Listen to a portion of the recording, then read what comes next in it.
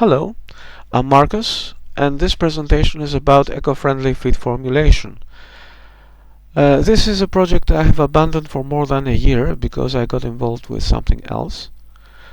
When I was working on it though, I didn't get the response or the feedback I expected. Maybe I was addressing to the wrong audience, or the timing was bad. So here I am again. Let's move to the next slide. This slide is about two methodologies that don't seem to mix well. It's the feed formulation methodology and the life cycle assessment methodology. LCA is a methodology applied in order to evaluate the environmental footprint of a production process. LCA applies to the entire enterprise, of course, and not to specific diets. It requires much more data in order to perform LCA, like production data and population data and so on. With LCA, nutrition is environmentally assessed when all the feeds and quantities are known and not at the diet design phase. The diet formulation procedure and LCA are applied independently of one another. And to be honest, it's not the nutritionist's responsibility to perform LCA every time he or she formulates a diet, even though it is a nutritionist's responsibility to come up with an environmentally friendly diet. Okay, let's move to the next slide. Now let's see the sources of the environmental impact of nutrition. Those sources are the sum of four terms. This is the total global warming greenhouse gases emissions, and this is the sum of the four is equal to the sum of the four terms. GHG from feed production, okay, in the field. GHG from methane emissions from enteric fermentations. GHG emissions from methane emissions from manure management, and nitrous oxide emissions. The challenge is to incorporate all these terms in feed composition tables as if they were ordinary nutrients. As we shall see, this is not possible for some of the terms. Let's move to the first term, GHG from feed production. The values can be obtained by LCA by performing directly LCA life cycle assessment, or from databases like Equalim or GFLI. Those data can be included in feed composition tables like ordinary nutrients, although they should not be treated as dietary constraints. It's better to treat them as environmental targets. The second term is GHG from methane emissions from enteric fermentation. It's easy to calculate if we know the know the value of the methane emissions. It's methane emissions times global warming potential. It's a coefficient. These are the values. The values for global warming potential may change over time. So let's focus now on methane, and specifically methane emissions from enteric fermentation. Is it possible to assign an emission factor to individual feed ingredients? Well, it is possible in a tier 3 approach, banning at all.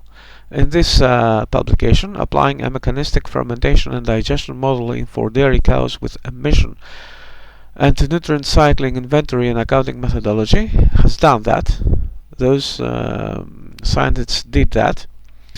In fact, there are methodologies used in Anka Dairy. Anka Dairy is the environmental model and software used in Dutch dairy farms. Anka stands for Annual Nutrient Cycling Assessment. Now, it seems that this is the answer to our problems as far as methane emissions from enteric fermentation is concerned, but there are a few shortcomings. Well, in the methodology, in the applied methodology, methane production depends on the share of corn silage dry matter in the ravaged part of the diet. For intermediate percentages, the value is interpolated. A correction factor is applied also when total dry matter intake deviates from 18.5 kilograms per day, and the methodology seems to be specific to dairy cows. Mainly because of the second reason. This is not the consumption of a sheep or goat, over a goat. Of course, there are possible workarounds. We can use the average or maximum methane production for the feed and ignore the correction factor. But there is no guarantee that any reduction calculated in the diet design phase, any reduction in methane production, will be also reflected in the final calculation when the ANCA model, is applied. Let's see now how IPCC calculates methane emissions from indirect fermentation. It uses two approaches, two equations. I will be discussing the first one. That depends on the consumption of gross energy of the diet. The green terms, the outcome of those green terms is the gross energy of the diet, the total gross energy of the diet. Y is methane conversion factor, and of course 55.65 is a constant number. Now Y is calculated in FAO-GLIM. FAO is the environmental model of FAO. The generic form of the Y equation is this. A minus B times the digestibility of the diet. If I remember correctly, they use the digestibility of energy in poultry. In dairy cows, this is the equation, the specific equations. But there are shortcomings to this approach as well. The calculation cannot be applied to individual feedstuffs when B is different than 0. However, there is a solution, there is a workaround in this case. Treat the diet gross energy and the diet digestibility separately, but at the same time. We want the diet digestibility to increase, while at the same time the gross energy of the diet must decrease.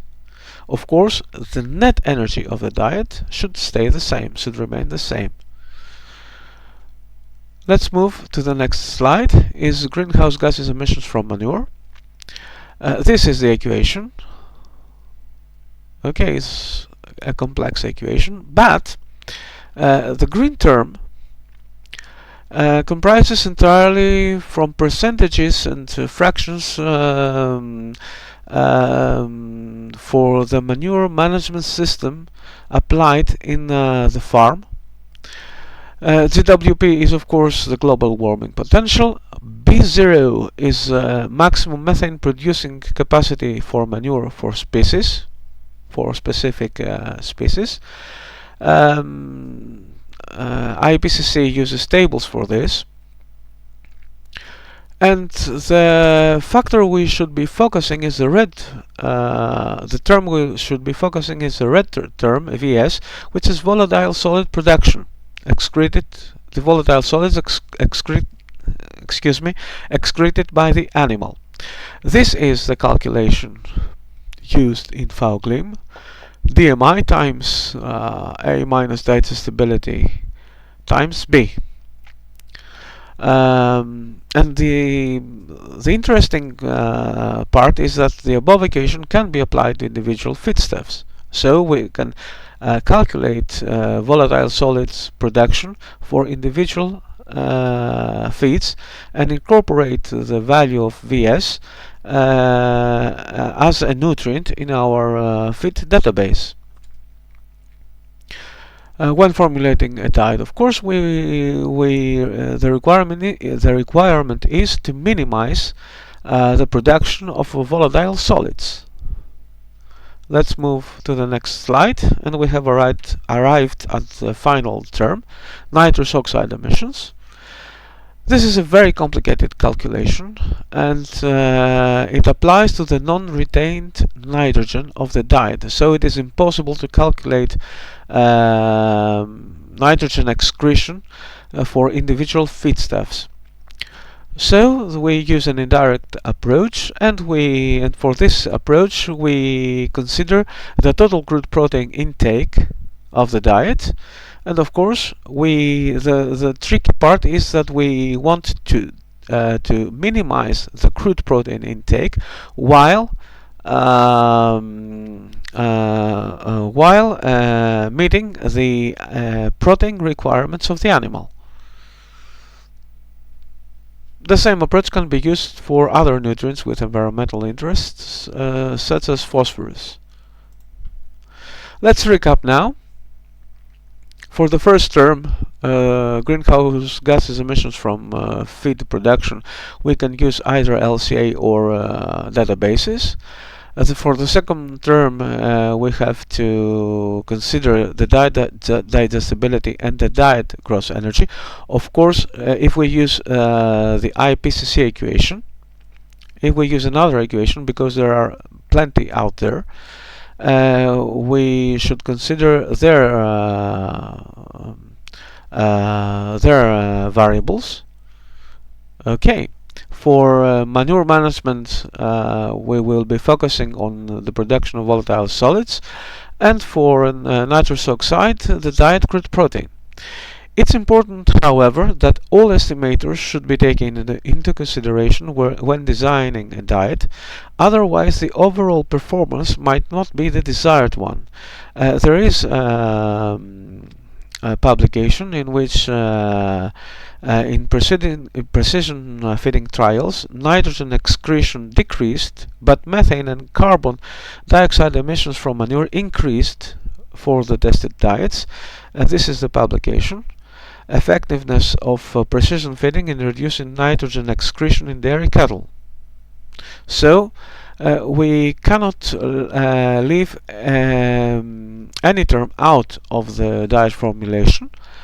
Well, this might not be possible for compound feed industry, for the compound feed industry. I think it's easier, a lot easier and more practical for them only to include the first term in their feed formulation procedure, but I cannot be quite sure about that. So now let's talk about the optimization model. The optimization model I will be discussing is a non-linear one. The objective function to be minimized is a quadratic function.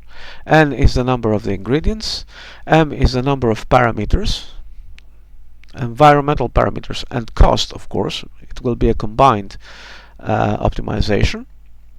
X is the quantity of the ingredient, of the I ingredient. A is the composition of the ith ingredient for the j environmental parameter or cost. Theta is the target value of the environmental parameter or cost, and weight is an optional weight factor. W is an optional weight factor. Now, how are those target values, the theta values, are obtained? Well, the target values could be equal to their optimal values. It is the best minimum or maximum values that can be achieved for those targets if they were individually optimized and the other environmental parameters ignored. You see here minimum or maximum. If the environmental if the environmental factor has a negative impact to the environment, then we want to reach the minimum possible value of the parameter. Or if it has a positive effect on the environment, we want to reach the maximum possible value. So this can be declared in the software too. Of course, the target values should be reevaluated every time the dietary constraints change. And of course, the use of weights is optional. This concludes the first part of the presentation. There is one more slide, the conclusions, but we're not quite there yet. In this second part of the presentation, I shall put into practice the ideas presented in the first part, and through the use of a specialized software application not available currently for the public, I shall demonstrate the formulation of an eco-friendly diet for lactating cows, and how it compares to its least cost ration counterpart. First of all, let me show you the composition for the ingredients. I will use this feed database. Okay, let's select an ingredient, maize. This is the nutrient composition. The nutrient composition of the ingredients are taken from the Dutch feed composition tables, specifically CVB version 2021. This is the composition for the factors, mainly digestibilities. And this is the environmental composition. This composition is treated like nutrient composition. The values are taken from the database of Equalim, like for climate change, or calculated as for volatile solids. This is a calculated value. Of course, we can change it if we want to. The application supports equations, so it's very easy if we know the equation and the parameters of the equation are already defined nutrients or factors. It's very easy to enter the equation, calculate the values, and store those values back to the database. This is the equation for volatile solubles for ruminants.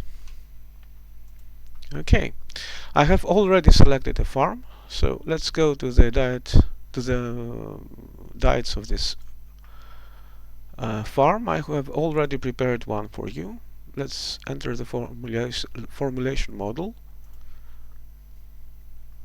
These are the nutrient constraints, nutrient ratio constraints, and the linear constraints for the environmental factors. We can set minimum and maximum bounds if we want. We don't want them in this case. Constraint is active if the checkbox in the include column is checked and at least one of the two values in the minimum and maximum column is numerical. This is the dry matter, minerals, energy, net energy in the Dutch system.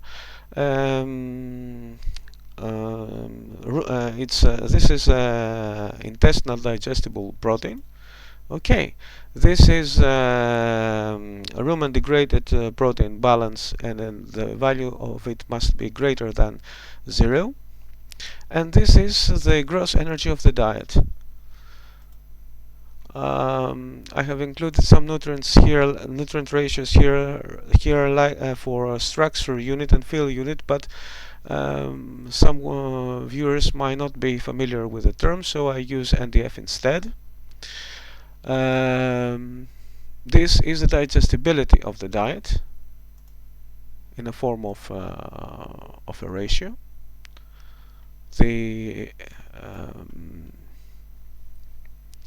The constraint is not active. Okay.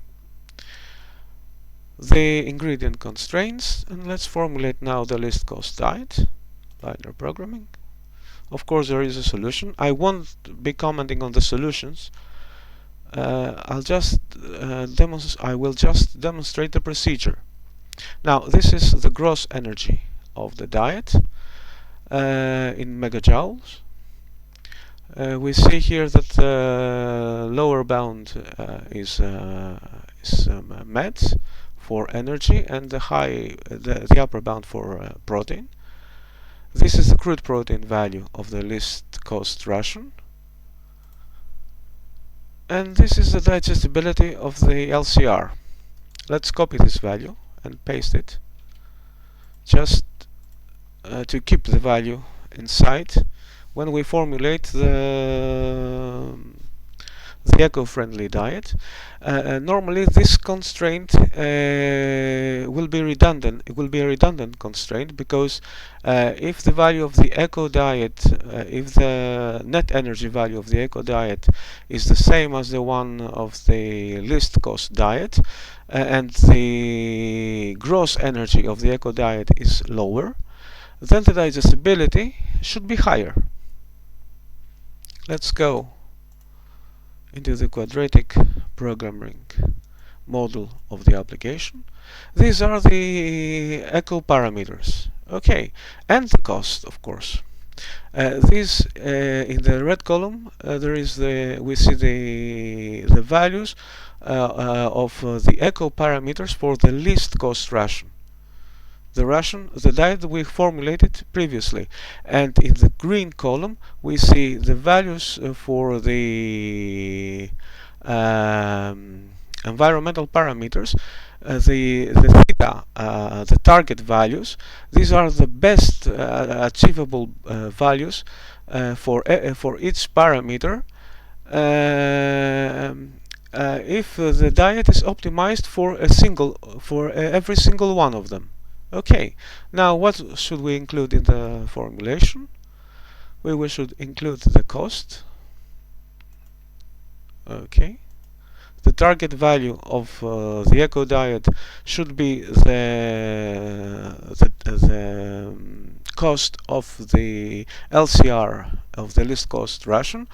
It's a logical target. Ideally, if we are very lucky, the cost of the eco diet should be the same as the cost of the LCR diet, and this is the best cost we can get for the given dietary constraints. Let's go to climate change. Okay, 14,700 and something for LCR, and the best achievable value is 12,400 and something. So this is our target value. Volatile solids the same. Okay, we will.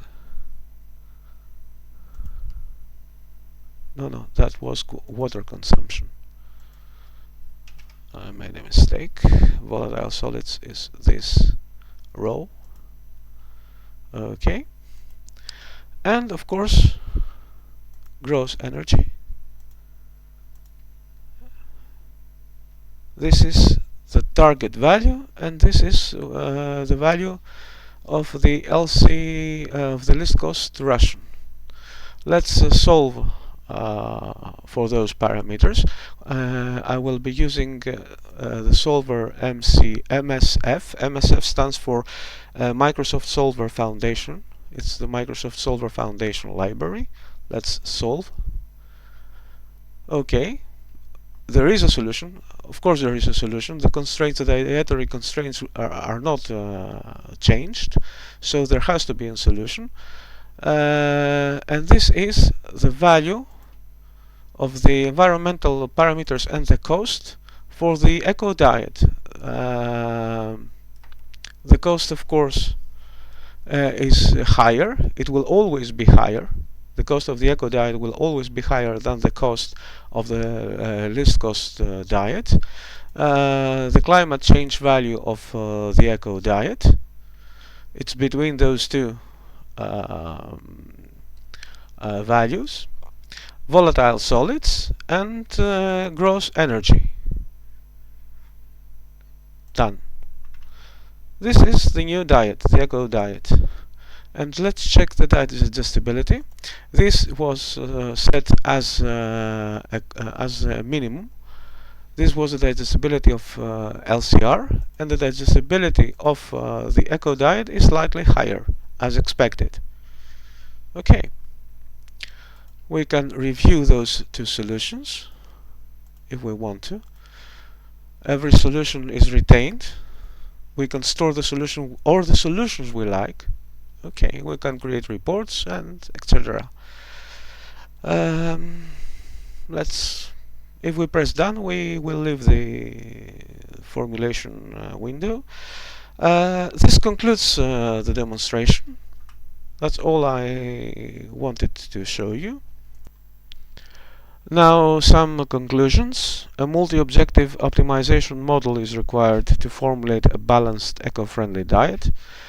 Every stage of greenhouse gases emissions should be included in the model. We can't afford to leave anything behind. Even if we use additives to control methane production from additive fermentation. Of course, additives can prove to be a very important weapon at our disposal, but we cannot simply ignore other sources of emissions. An eco diet will always be more expensive than its least cost counterpart. Other environmental parameters can be included in the model too, especially water use or land use. It's very important to know the specific equations of the environmental model, because we can use them to our benefit. In this case, I use the equations as they are described in the VGLIM model. If other equations are used, our software, our environmental assessment software uses other equations, we will have to modify the formulation according to the parameters included in those equations. And the most important of all, in my opinion, is to establish new market rules rewarding animal products with reduced environmental impact, so that the increased cost of the diet would make sense to the producer. Okay, this concludes the presentation. I hope you found it interesting and stimulating. Please leave any comments or ideas that will improve the concept of the formulation. I will be glad to hearing from you.